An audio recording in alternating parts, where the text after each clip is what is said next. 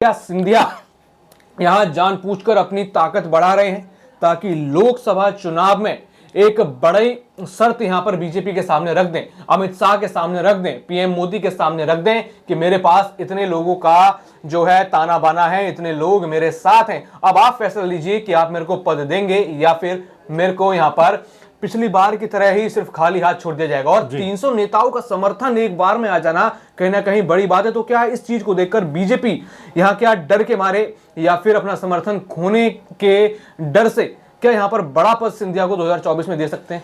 देखिए, बिल्कुल, जब से सिंधिया कह सकते हैं बीजेपी खेमे में आए हैं उसके बाद से लगातार यही कवायद कहीं ना कहीं देखने को सुनने को मिलती है कि इस तरह से सिंधिया जो सीएम पद चाहते थे, जो लगातार उनकी मंशा थी, ख्वाहिश थी, वो अभी भी उनकी अधूरी है। और अधूरापन इसलिए भी है क्योंकि लगातार कोशिश होने के बावजूद भी कहीं ना कहीं उनको इस पद से दूर रखा गया है। आपने सही कहा, जिस तरह से 2020 की हम बात कर रहे थे कि जो सिंधिया 2022 अपने विधायक तोड़कर बीजेपी खेमे में लेकर आए और उस समय लगातार ये कयासबाजी हुई कि बीजेपी जो है सत्ता को पाने के लिए सिंधिया को सीएम बना देगी। लेकिन हैरानी उस वक्त होती जब सिंधिया एक केंद्रीय मंत्री बन जाते हैं लेकिन सीएम नहीं बनते, लेकिन उनके जो तमाम विधायक थे वो अपना समर्थन बीजेपी को देते हुए नजर आते हैं। तो उसके बाद ये सोचा गया कि चलिए अभी नहीं तो 2-3 साल के बाद जब 23 में चुनाव होंगे उस समय सिंधिया का नंबर आएगा। सिंधिया ने फिर वेट किया।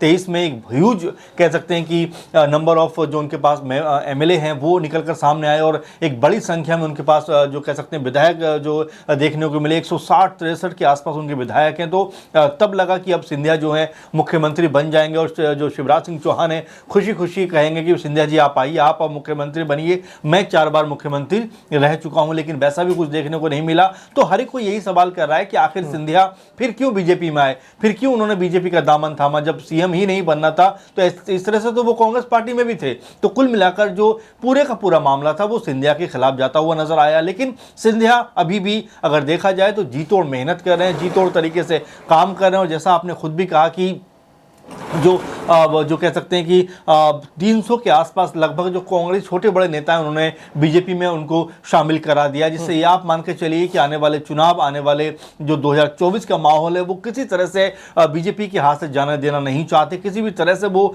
ये नहीं चाहते कि कांग्रेस पार्टी यहाँ पर जो लोकसभा चुनाव है उसमें कुछ बेहतर प्रदर्शन करती हुई नजर आए। और 29 में से 10 से 12 सीटें कांग्रेस पार्टी लेती है तो ये कहीं ना कहीं एक तरीके से बीजेपी की यहाँ पर हार हो जाएगी। तो कई तरह से वो भी इसी कोशिश में जुटे हुए हैं कि कुछ भी हो जाए, कुछ भी करना पड़े, लेकिन बीजेपी को किसी भी लेवल पे, किसी भी स्तर पे कमजोर नहीं होने देना। अब आपने जो कहा कि क्या इसका फायदा उनको मिलेगा, वाकई देखिए राजनीति में कई बार चीजें देर से मिलती हैं लेकिन मिलती जरूर है। और बीजेपी में हमेशा से ये देखा गया है कि उन्होंने अपने छोटे से छोटे नेता, आप देखिए मोहन यादव को इससे पहले आप शायद जानते भी नहीं होंगे, भजनलाल शर्मा को इससे पहले आप जानते भी नहीं होंगे।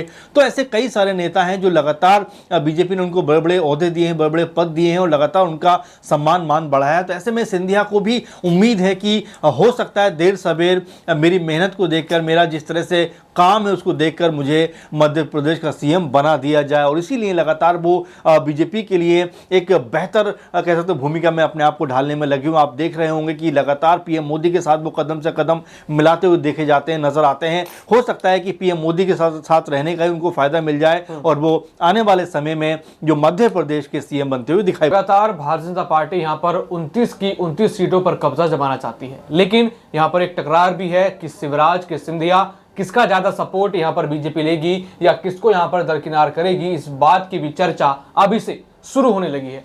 तो देखना होगा 2024 से पहले सिंधिया को बड़े पद मिलते हैं या फिर यहां पर शिवराज फिर दोबारा बीजेपी में एक बड़ी वापसी करते हुए नजर आते हैं। बाकी और भी ऐसी खबरें जानने के लिए देखते रहिए SPN9 न्यूज। धन्यवाद।